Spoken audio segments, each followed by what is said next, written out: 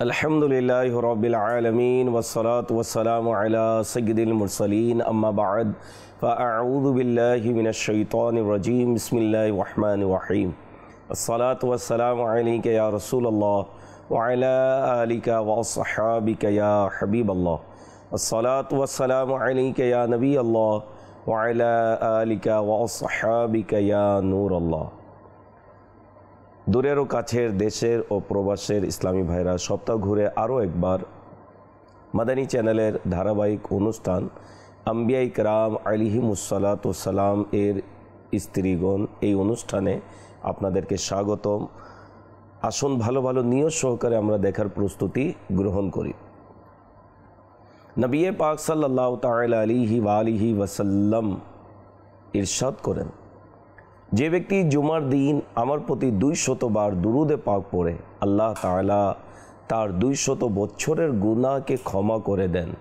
সাল্লু আলাল হাবিব সাল্লাল্লাহু তাআলা আলা মুহাম্মদ সাল্লাল্লাহু আলাইহি ওয়াসাল্লাম। প্রিয় ইসলামী ভাইরা, মাদানী চ্যানেলের দর্শকবৃন্দ, আল্লাহর প্রিয় বান্দাদের সাথে এবং তাদের নবী বা নবীদের সাথে যে কোনো ধরনের আত্মীয়তার সম্পর্ক অত্যন্ত সম্মান ও মর্যাদার বিষয়। তবে মনে রাখতে হবে, এই ফজিলত ও বরকত লাভ করার জন্য মুসলমান হওয়া শর্ত। সম্পর্ক আছে কিন্তু ঈমান নেই, তাহলে সেটি লাভবান হবে না। সম্পর্ক থাকা সাথে ঈমান থাকা, এটা হচ্ছে লাভবান হওয়ার মাধ্যম। যে মুসলমান নয়, শরীয়তের দৃষ্টিতে সে কোনো সম্মান ও মর্যাদার যোগ্য নয় এবং কিয়ামতের দিনও কোনো কিছুই তাকে জাহান্নামের ভয়াবহ আযাব থেকে বাঁচাতে পারবে না। আজকের এই পর্বে এমনই এক দুর্ভাগা নারীর কথা নিয়ে আলোচনা করব, যাকে তার ভাগ্য দুনিয়া ও আখিরাতের কল্যাণ অর্জনের অনেক বড় সুযোগ দিয়েছিল, কিন্তু সে ইসলাম গ্রহণের পরিবর্তে কুফরের পথ বেছে নেয় এবং এ মহান সুযোগকে অবহেলা ও আল্লাহর অবাধ্যতার মধ্যে দিয়ে অতিবাহিত করে। সেই দুর্ভাগা নারী হলো ওয়াহেলা। ওয়াহেলা এমন এক নারী যাকে একজন মহান নবীর স্ত্রী হওয়ার সম্মান দেওয়া হয়েছিল এবং বহু বছর নবীর সাহচর্যেও ছিল। সে যদি চাইতো তাহলে এর বরকতে দুনিয়া ও আখিরাতের কল্যাণ অর্জন করতে পারত, কিন্তু তার ভাগ্যে ছিল না। এই ওয়াহেলা হচ্ছে হযরতে নূহ আলা নবিগিনা ওয়া আলাইহি সালাতু ওয়াস সালামের স্ত্রী। আমরা পূর্বের পর্বে শুনেছি নূহ আলা নবিগিনা ওয়া আলাইহি সালাতু ওয়াস সালাম এর দুইজন স্ত্রী, এক মুসলমান আর দ্বিতীয়টি হচ্ছে কাফির। তো আজকের এই পর্বে যে কাফির ছিল ওয়াহেলা, তার ব্যাপারে শুনব কি তার মাঝে কোন কোন বিষয়টি এমন ছিল যা তাকে কুফরের অন্ধকারে নিয়ে গেল। আল্লাহ তাআলা সেই সকল বিষয় থেকে আমাদেরকে বাঁচার তৌফিক দান করুন। ইমাম জালালউদ্দিন সুয়ুতি শাফঈ রাহমাতুল্লাহ তাআলা আলাইহি ও অন্যান্য মুফাসসিরিনগণ হযরত নূহ আলাইহিস সালাতু ওয়াস সালামের স্ত্রীর নাম ওয়াহেলা এবং হযরত লূত আলা নবিগিনা ওয়া আলাইহিস সালাতু ওয়াস সালাম এর স্ত্রীর নাম ওয়াইলা উল্লেখ করেছেন। তো ওয়াহেলা সে নূহ আলা নবিগিনা ওয়া আলাইহিস সালাতু ওয়াস সালাম এর স্ত্রী হওয়ার পরেও, নূহ আলা নবিগিনা ওয়া আলাইহিস সালাতু ওয়াস সালাম এর সাহচর্য অবলম্বন করার পরেও সে দুর্ভাগী, কোনো মর্যাদা অর্জন করতে পারেনি এবং আল্লাহ তাআলা যে তাকে সুবর্ণ সুযোগ দিয়েছিলেন সেটা থেকে সে কোনো বরকত অর্জন করতে পারেনি, বরং সে নিজ সম্প্রদায়ের কাফেরদের সাথে মিলে হযরতে নূহ আলা নবিগিনা ওয়া আলাইহিস সালাতু ওয়াস সালামকে মাআযাল্লাহ কষ্ট দিত। তার কষ্ট দেওয়ার ঘটনাগুলোর মধ্যে একটি হলো সে হজরতে নূহ আলাইহিস সালামের বিরুদ্ধে নিজ সম্প্রদায়ের মধ্যে মিথ্যা প্রচারণা চালাতো যে মাআযাল্লাহ হজরতে নূহ আলাইহিস সালাম পাগল, নাউযুবিল্লাহ, আস্তাগফিরুল্লাহ। একবার সে হজরতে নূহ আলাইহিস সালামকে জিজ্ঞেস করলো, আপনার রব কি আপনার সাহায্য করবেন না? নূহ আলা নবিগিনা আলাইহিস সালাম বললেন, হ্যাঁ অবশ্যই করবেন। সে বলল, কবে করবেন? তিনি বললেন, যখন তন্দুর থেকে পানি উঠবে এটি আমার সাহায্যের নিদর্শন হবে। এই কথা শুনে সে বেয়াদব নারী সম্প্রদায়ের কাছে গিয়ে ঠাট্টা করে বলতে লাগলো, হে লোকেরা, আল্লাহর কসম, হজরতে নূহ আলা নবিগিনা আলাইহিস সালাম মাআযাল্লাহ আস্তাগফিরুল্লাহ পাগল। তাদের ধারণা যখন তন্দুর থেকে পানি উঠবে তখন তাদের রব তাদের সাহায্য করবেন। প্রিয় ইসলামী ভাইরা এবং মাদানী চ্যানেলের দর্শকবৃন্দ, আপনারা শুনলেন যে ওয়াহেলা নামক দুর্ভাগা নারী হজরতে নূহ আলাইহিস সালামকে কষ্ট দিত এবং তার শানে অসম্মানজনক কথা বলতো। তাকে হজরতে নূহ আলাইহিস সালামের স্ত্রী হওয়ার কারণে তার সাহচর্য লাভের সুযোগ হয়েছিল এবং বহু বছর সে এই বরকতময় সাহচর্যে ছিল। কিন্তু তার দুর্ভাগ্য দেখুন, কতই না শিক্ষণীয় বিষয় যে ঈমান নসিব না হলে কিছুই হয় না। ঈমান তার নসিব হয়নি, কুফরের অবস্থাতেই মৃত্যুবরণ করে এবং চিরকালের জন্য জাহান্নামের ভয়াবহ আযাবের অধিকারী হয়। চিন্তা করে দেখুন তার ধ্বংসের কারণ কি ছিল?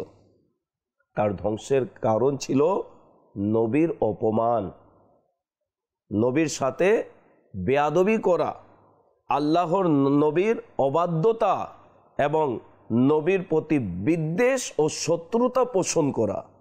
সেই দুর্ভাগা নারী তার সম্প্রদায়ের মধ্যে মিথ্যা প্রচারণা চালাতো যে আল্লাহ তাআলা নবী হজরতে নূহ আলাইহিস সালাম মাআযাল্লাহ পাগল, যার পরিণতি এই হলো যে তার সমাপ্তি কুফরের উপর হয় এবং দুনিয়াতেও পরবর্তী জাতিদের জন্য শিক্ষণীয় দৃষ্টান্ত হয়ে যায়। হ্যাঁ, যখন হজরতে নূহ আলাইহিস সালামের কাফের সম্প্রদায়কে ধ্বংস করার জন্য আল্লাহর আযাব বন্যার আকারে আসে, তখন এই দুর্ভাগা নারীও আযাবে পতিত হয়ে ধ্বংস হয়ে যায়। তো নবীদের যারা নাফরমানি করে, নবীদের যারা অসম্মানমূলক কথা বলে নবীদের ব্যাপারে বা অসম্মান জানায় মাআযাল্লাহ আস্তাগফিরুল্লাহ, নবীদের শানে বেয়াদবি করে, ইতিহাস সাক্ষী রয়েছে তারা যতই বড় মর্যাদায় আসীন থাকুক না কেন, তারা অপদস্থ হয়েছে, লাঞ্ছিত হয়েছে, ঈমান হারা হয়েছে। শয়তান এর ইতিহাস আমরা জানি। আদম আলা নবিগিনা আলাইহিস সালামের বেয়াদবি করার কারণে, অসম্মান করার কারণে সে চিরস্থায়ী সে আল্লাহ তাআলার দরবার থেকে বিতাড়িত হলো এবং জাহান্নামী হলো। ফেরেশতাদেরকে পড়াতো, কিন্তু নবীর বেয়াদবি করার কারণে সব শেষ। নূহ আলা নবিগিনা আলাইহিস সালামের স্ত্রী নূহ আলা নবিগিনা আলাইহিস সালাম এর সাথে বেয়াদবি করার কারণে, নবীর বেয়াদবি করার কারণে সে কুফরের উপর মারা গেল। তো ওই সকল লোকেরা যারা মাআযাল্লাহ বিভিন্নভাবে আম্বিয়া ইকরাম আলাইহিমুস সালাম এর ব্যাপারে খারাপ মন্তব্য করে থাকে, খারাপ আকীদা পোষণ করে থাকে, তাদের ঈমান কোথায়? একজন ঈমানদার ব্যক্তি, একজন মুমিন ব্যক্তি কোনো দিন পশ্চিমকালেও নবীর বেয়াদবিমূলক কথা তার মুখ থেকে আসতেই পারে না। নবীগণ আলাইহিমুস সালাম দের সাথে যাদের সম্পর্ক এবং তারাও ঈমানদার, তাদের ব্যাপারে বেয়াদবিমূলক কথা আসতেই পারে না। আর যাদের মুখে আসে, আমরা যারা মুমিন, আমরা যারা মুসলমান, আমাদের কর্তব্য দায়িত্ব হচ্ছে তাদের সংস্পর্শ থেকে নিজেকে, নিজের বংশধরকে বাঁচানো। প্রিয় ইসলামী ভাইরা এবং মাদানী চ্যানেলের দর্শকবৃন্দ, যে বন্যা হযরতে নূহ আলা নবিগিনা আলাইহিস সালামের কাফের সম্প্রদায়কে আযাব দেওয়ার জন্য পাঠানো হয়েছিল, তাকে নূহ আলা নবিগিনা আলাইহিস সালামের প্লাবন বলা হয়, বন্যা বলা হয়। এই বন্যা কিভাবে এসেছিল এবং কত বড় আকারে এসেছিল। আসুন একটু আমরা শুনি।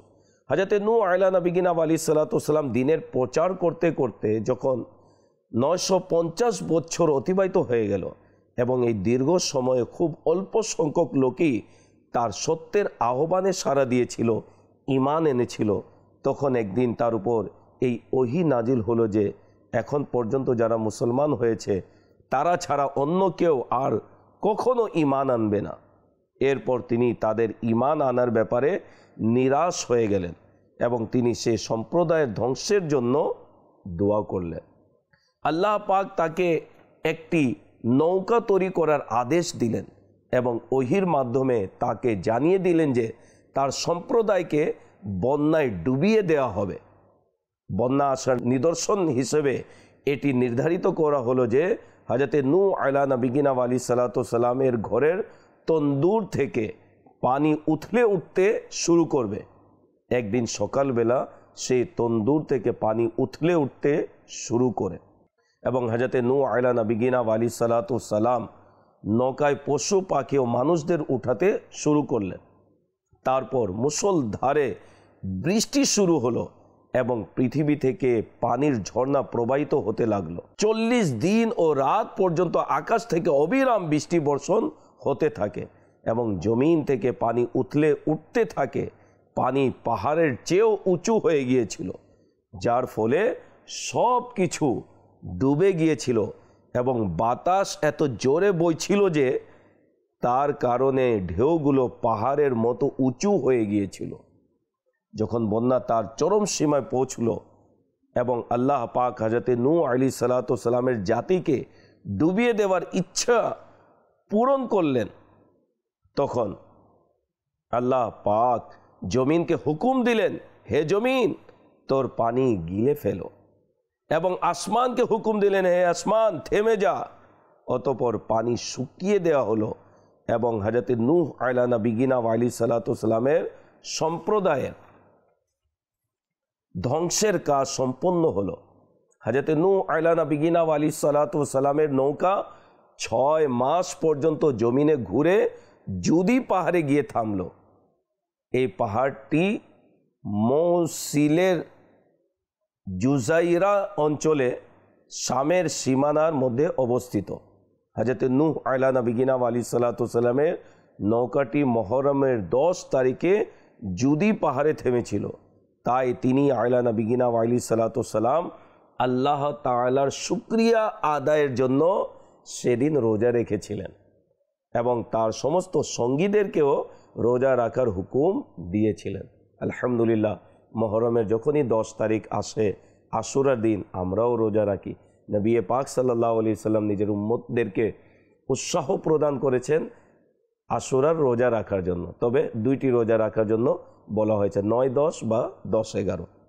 আল্লাহ যখনই আশুরা আসবে, আমরা জীবনে যতবার আশুরার দিন পাবো, আল্লাহ রোজা রাখার তৌফিক দান করুন। প্রিয় ইসলামী ভাইরা, মাদানী চ্যানেলের দর্শকবৃন্দ, হযরতে নূহ আলা নবিগিনা আলাইহিসসালামের অপমান, তাকে মিথ্যা প্রতিপন্ন করা এবং কষ্ট দেওয়ার কারণে সেই দুর্ভাগা নারী ওয়াহেলা ধ্বংস হয়েছিল। এটা কোনো বিনোদনের বিষয় নয়, বরং এটি একটি শিক্ষণীয় ঘটনা। আমাদের সকলের উচিত এর থেকে শিক্ষা গ্রহণ করা। আফসোস, জিহ্বার অসতর্কতা সীমাহীন, এমনকি কিছু অজ্ঞ মানুষ ধর্মীয় বিষয় এবং গুরুত্বপূর্ণ বিষয় বিশ্বাসেও সতর্কতা অবলম্বন করে না এবং যা ইচ্ছে তাই বলে ফেলে। এরকম মানুষ সমাজে আছে। মুখ থেকে যা বেরোয় তাই নবীদের ব্যাপারে, সাহাবীদের ব্যাপারে, অলিদের ব্যাপারে, আল্লাহ ওয়ালাদের ব্যাপারে, আল্লাহর প্রিয় বান্দাদের ব্যাপারে, আল্লাহর হাবিব সাল্লাল্লাহু আলাইহি সাল্লামের ব্যাপারে, তার বংশধরের ব্যাপারে, তার পবিত্র স্ত্রীগণদের ব্যাপারে বিভিন্ন বাজে মন্তব্য করে থাকে এবং ধর্মীয় বিষয়াদির সঠিক জ্ঞান না থাকার পরেও এই সকল বিষয় নিয়ে মুখ খুলে থাকে। তাদেরকে তওবা করা উচিত যে আল্লাহ না করুক, আল্লাহ না করুক, নবীদের অপমান করলেই তো ঈমান থাকে না। আপনি যে মন্তব্য করছেন বিভিন্নভাবে না জেনে, আপনি একটি বিষয় নিয়ে আপনি বসে গেলেন বৈঠকে, বিভিন্নভাবে মাযাল্লাহ আস্তাগফিরুল্লাহ। অনেকে ইউসুফ আলা নবিগিনা আলী সালাতাম এর ব্যাপারে খারাপ মন্তব্য করে, আদম আলা নবিগিনা আলী সালাতাম এর ব্যাপারে বলে, হুজুর সাল্লাল্লাহু আলাইহি ওয়াসাল্লাম এর ব্যাপারে অনেকে মুখ খুলে নাউজুবিল্লাহ, আস্তাগফিরুল্লাহ। তাদের ঈমান কোথায়? তারা ঈমান হারা, তারা বেঈমান, তারা কুফরের অন্ধকারে রয়েছে। আল্লাহ তাআলা আমাদেরকে হেফাজতে রাখুন। মনে রাখবেন, নবীগণ আলাইহিমুস সালাতুস সালাম অনেক উচ্চ মর্যাদার অধিকারী। তাদের কারো সামান্যতম অপমানও কুফরি, যা করলে একজন ব্যক্তি ইসলামের গণ্ডি থেকে বেরিয়ে কাফের ও মুরতাদ হয়ে যায় এবং চিরকালের জন্য জাহান্নামের শাস্তির যোগ্য হয়ে পড়ে। তাই প্রত্যেক খারাপ কথা থেকে জিহ্বাকে রক্ষা করা এবং স্থায়ীভাবে জিহ্বাকে সংযত রাখা অতি জরুরি। যা ইচ্ছে তাই বলে দিলেন, এটা শরীয়ত অনুমতিই দেয়নি। নিজের জিহ্বাকে সংযত রাখতে হবে।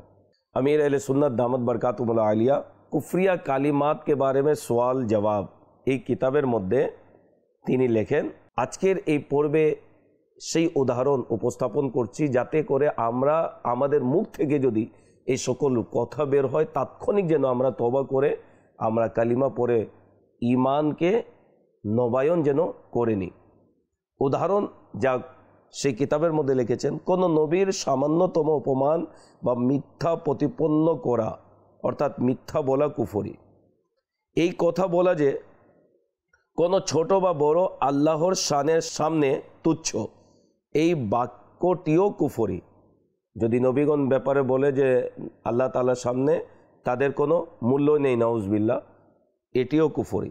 যে বলে যে আমি তার কথার সত্যায়ন করব না যদিও সে নবীও হয়, সে কাফের। যে আমি তার কথার সত্যায়ন করব না, মানবই না তিনি নবী হলেও, নাউজুবিল্লাহ, এরকম কথা সমাজের মধ্যে শোনাও যায় যে উনি আমার মুরব্বী বড়, ঠিক আছে, আমি ওনার কথা শুনবো কি? ওনার জায়গায় নবী এসেও বললে নাউজুবিল্লাহ আমি শুনবো না। এই সকল কথা হচ্ছে কুফরি। কেউ বলল নবী এবং ফেরেশতারাও যদি আমার সামনে সাক্ষ্য দেয় তবুও কি তুমি সত্যায়ন করবে না?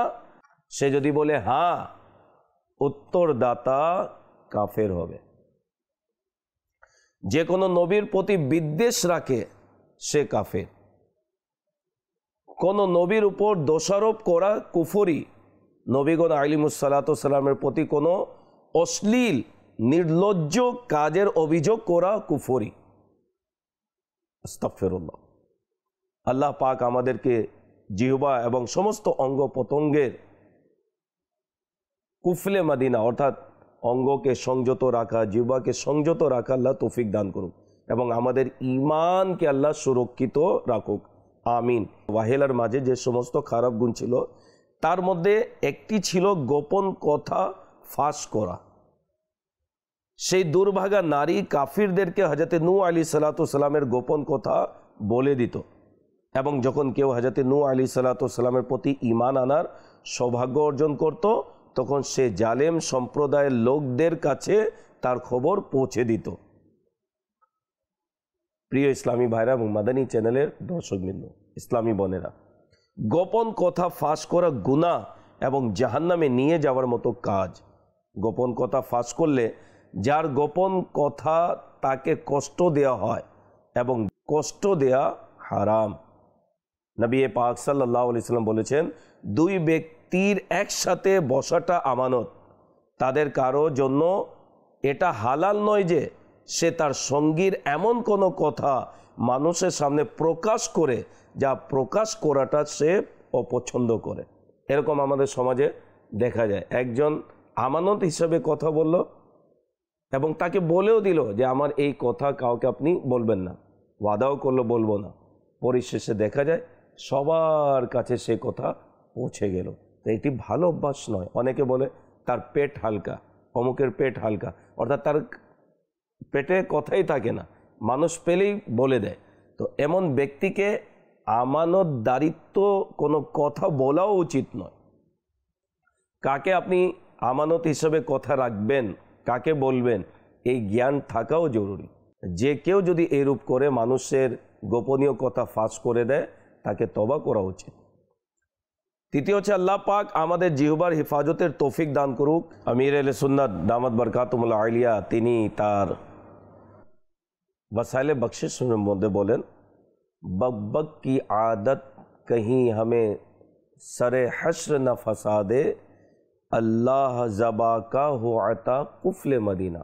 बार बार बकबक करते थाका মানুষের মুখ থেকে কোন সময় কোন কথা বের হয়ে যায় বলা যায় না। এই জন্য কথা কম বলতে হবে, বুঝে বলতে হবে।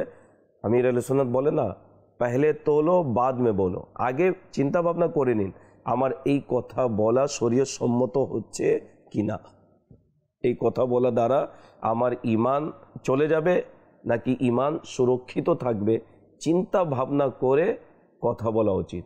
দিনী কথা তো জ্ঞান না থাকলে বলাই উচিত না। যদি আপনার কাছে সঠিক জ্ঞান থাকে দিনের, তা যে বিষয় নিয়ে আলোচনা হচ্ছে তাহলে বলুন, আর যদি নেই চুপ থাকুন। চুপ থাকাও এক প্রকারের ইলিম রয়েছে। শুধু বিষয়ে জানলেন আর বলে দিলেন, মন গড়া কথা বলে দিলেন, তাহলে এটি মূর্খতার একটি নিদর্শন রয়েছে। আল্লাহ তৌফিক দান করুক। প্রিয় ইসলামী ভাইরা, মাদানী চ্যানেলের দর্শকবৃন্দ, হযরতে নূহ আলা নবিগিনা আলাইহিসসালামের পুত্র কিনান ওয়াহেলার গর্ভজাত ছিল। সে ছিল মুনাফিক, নিজেকে মুসলমান হিসেবে প্রকাশ করত এবং নিজের কুফরিকে গোপন রাখত। যখন বন্যা হলো তখন তার অভ্যন্তরীণ কুফরি প্রকাশ হয়ে গেল, কারণ সেও হযরতে নূহ আলাইহিসসালামের সাথে নৌকায় উঠেনি, বরং নৌকার বাইরে এক তীরে ছিল। হযরতে নূহ আলা নবিগিনা আলাইহিসসালাম তাকে ডেকে বললেন, হে আমার পুত্র, আমাদের সাথে নৌকায় চড়ে যাও এবং আরোহণ থেকে বঞ্চিত কাফিরদের সাথে থেকো না। হযরতে নূহ আলা নবিগিনা আলাইহিসসালামের এই ডাক শুনে কিনান নৌকায় চড়ার পরিবর্তে এই জবাব দিল যে আমি এখনই কোনো পাহাড়ে আশ্রয় নেব যা আমাকে পানি থেকে বাঁচাবে। হযরতে নূহ আলা নবিগিনা আলাইহিসসালাম তাকে বললেন, আজকের দিনে আল্লাহ পাকের আযাব থেকে বাঁচানোর কেউ নেই, তবে যার উপর আল্লাহ পাক রহম করবেন সেই ডুবে যাওয়া থেকে বাঁচতে পারবে। তারপর হযরতে নূহ আলা নবিগিনা আলাইহিসসালাম এবং তার পুত্র কিনানের মধ্যে একটি ঢেউ আড়াল হয়ে গেল, ফলে কিনানও ডুবে যাওয়া লোকদের মধ্যে অন্তর্ভুক্ত হয়ে গেল। হযরতে নূহ আলা নবিগিনা আলাইহিসসালামের আরেকজন স্ত্রী ছিলেন যিনি তার উপর ঈমান এনেছিলেন। বন্যায় তিনিও হযরতে নূহ আলা নবিগিনা আলাইহিসসালামের সাথে নৌকায় আরোহণ করেছিলেন, যেমন পবিত্র আয়াতে করিমার মধ্যে আল্লাহ তাআলা ইরশাদ করেন, কনজুল ইমানের অনুবাদ, এমনকি যখন আমার হুকুম আসলো এবং তন্দুর উথলে উঠল, আমি বললাম নৌকায় প্রত্যেক প্রজাতির এক জোড়া নর নারী এবং যাদের ব্যাপারে পূর্বে সিদ্ধান্ত হয়ে গেছে তাদের ছাড়া আপনার পরিবারবর্গকে ও বাকি মুসলমানদেরকে তুলে নিন। এই আয়াতে করিমার আলোকে তাফসির জালালাইন ও অন্যান্য কিতাবে রয়েছে হযরতে নূহ আলাইহিসসালামের মুসলমান স্ত্রী ও সন্তানদেরকে বোঝানো হয়েছে। এর ব্যাখ্যা করতে গিয়ে হযরতে আল্লামা সুলেমান জামাল রহমতুল্লাহ তাআলা আলাইহি বলেন, হযরতে নূহ আলাইহিসসালামের দুইজন স্ত্রী ছিলেন। একজন আপনার উপর ঈমান এনেছিলেন, তাকে আপনি নৌকায় তুলে নিয়েছিলেন। পক্ষান্তরে দ্বিতীয় স্ত্রী ঈমান আনেনি এবং সে বন্যায় ডুবে গিয়েছিল। সিমতুন নুজুম এর তার মমিনা স্ত্রীর নাম আমুদ লেখা হয়েছে। হযরতে নূহ আলা নবিগিনা আলাইহিসসালামের সন্তানদের যে আলোচনা কিতাবে এসেছে, হযরতে নূহ আলা নবিগিনা আলাইহিসসালামের তিনজন পুত্র শাম, হাম এবং ইয়াফিস এই মুসলমান স্ত্রীর গর্ভজাত ছিলেন। এই তিনজনও হযরতে নূহ আলাইহিসসালামের উপর ঈমান এনেছিলেন এবং তিনি আলা নবিগিনা আলাইহিসসালামের সাথে নৌকায় আরোহণ করে বন্যা থেকে সুরক্ষিত ছিলেন। প্রিয় ইসলামী ভাইরা এবং মাদানী চ্যানেলের দর্শকবৃন্দ, আমরা শুনতে পেলাম নূহ আলা নবিগিনা আলাইহিসসালামের দুইজন স্ত্রী, একজন ঈমানদার আর একজন ছিল বেঈমান, ঈমান আনেনি। যে ঈমান আনেনি সে ধ্বংস হয়েছে, আর তার ঈমান না আনায়নের যে ব্যাপারে বলা হয়েছে সেটি ছিল নবীর অবমাননা করা, অসম্মান প্রদর্শন করা, যার কারণে তার ঈমান নসিব হয়নি।